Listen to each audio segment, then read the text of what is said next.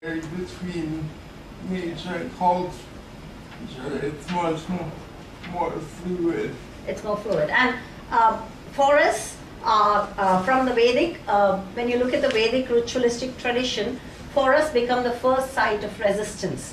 The Upanishads, which go against the Vedas, an internal revolt if you want to call it, originate inside the forest. They're called Brihadaranyaka and they're called Aranyakas because they generate in the forest, and therefore forests become transformative in some sense. When I started my PhD, I wanted to say, why do people go to the forest to get enlightenment?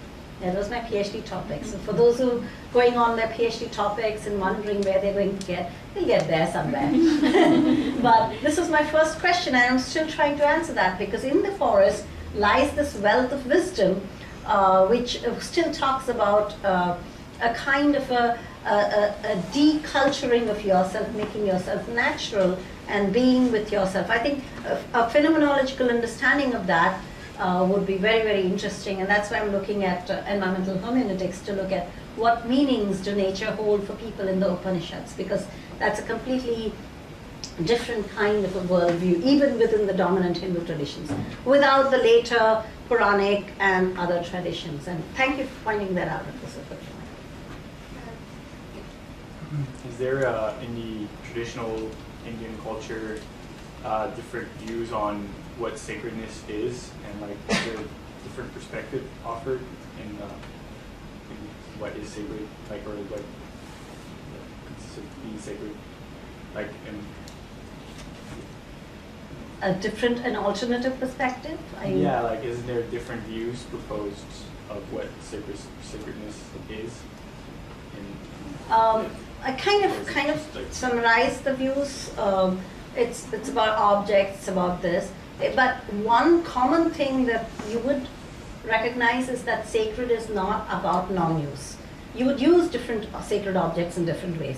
You would pray to sacred objects. You may utilize it on your body. You may revere it. You may give it away to people. There are lots of ways of you interacting with it, but the sacred is not non-utilitarian. It has to be used to be sacred. The more I look into Indian traditions and culture, the more nature seems to, more functional framework, functional categories seem to play a very important role. And I think it comes from a philosophical tradition which views the world through purpose. We have what is called the 4 purposes of human life, and we're very purposeful people. We always have the Purushartha showing up everywhere. In fact, a particular part of the Indian philosophy says, do not even conduct debate purposelessly. You're supposed to have purpose everywhere. And perhaps if you do not have a purpose, even philosophy, which is basically supposed to be purposeless, has the purpose to find the truth. So if you're not looking for finding the truth and you're wildly speculating, skepticism of that form was discouraged. And that's why you have the Charvakas, who were skeptics, who were thrown out of whom nobody liked because they were basically purposeless. But even they have a purpose. Pleasure was their purpose. So it's very difficult to find purposelessness in most Indian thought. So therefore sacred also has purpose. The alternate views, of course, given that India is a cultural diversity, every 10 kilometers a different language is spoken, a dialect is spoken. There are different objects that are sacred, different ways of dealing with sacred objects. In fact, you have a sacred object whom people throw slippers at. I mean, the worship is that you go and throw a slipper at the idol. You love something, you beat it. There's a god whom you curse. You go and shout. So the rituals and the functions are all very strange. But overall, the idea is that the sacred object, you interact. You do something to it, it does something back to you. Believe me, or only modern Western philosophy is purposeless in some sense. I don't know. I think they had a purpose. Did you know?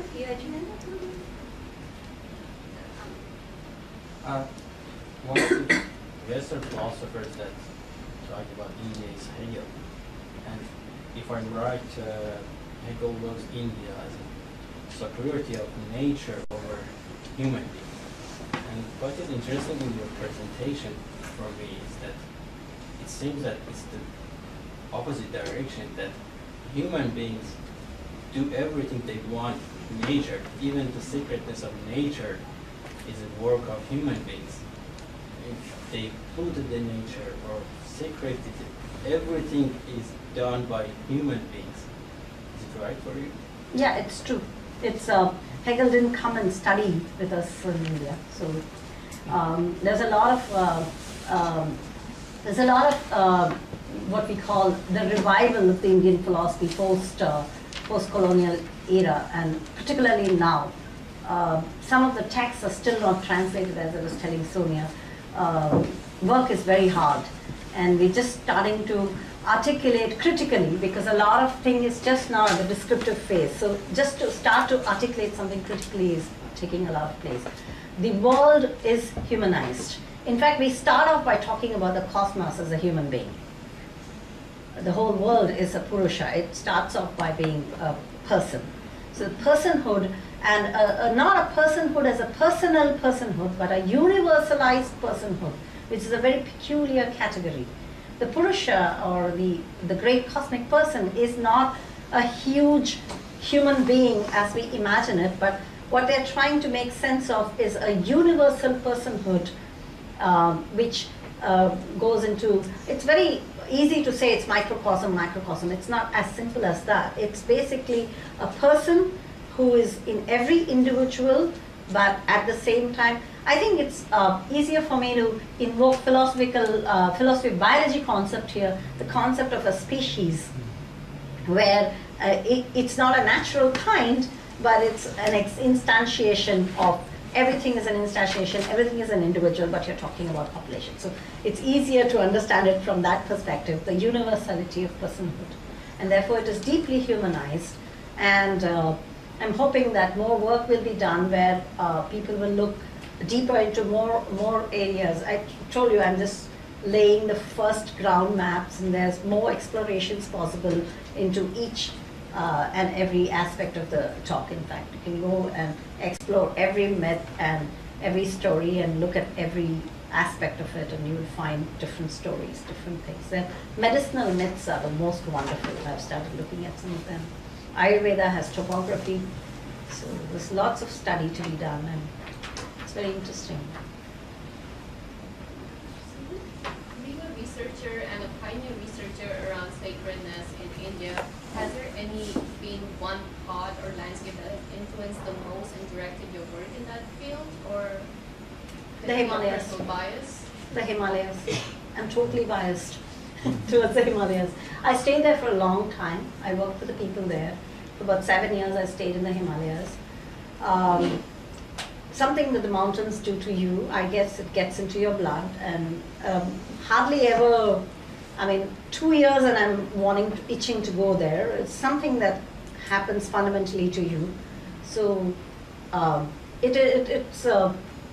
people often say, you're not objective enough, but I don't mind being subjective, because I think environmental humanities is one subject where true objectivity will never come, because you're always going to be worried about the environment. And if you don't have that worry, I'll be worried, right? If I don't worry about the environment and wonder where it's going and how protection, conservation, and every time some news comes up, you're like, oh, no, not again.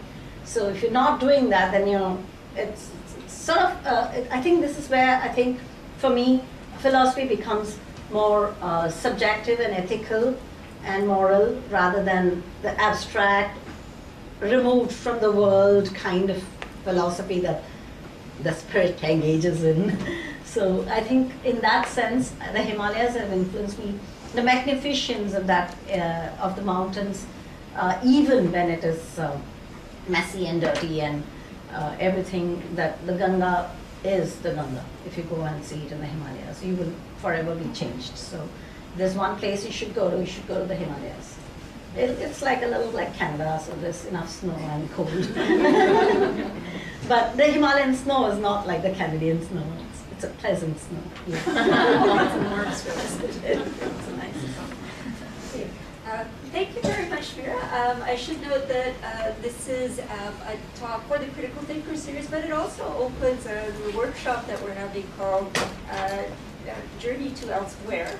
And one of the themes of the workshop is, well, romanticism versus reality in relation to these places that people travel to seeking some kind of sacred wisdom or enlightenment or whatever they might be seeking, which is itself often unclear. So this is a great opening to that theme, and I want to thank you.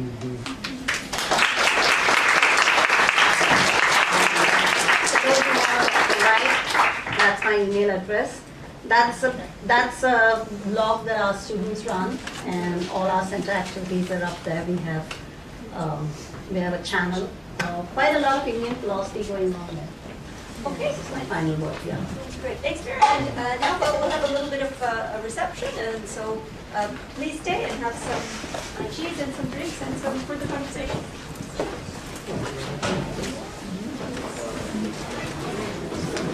Thank you.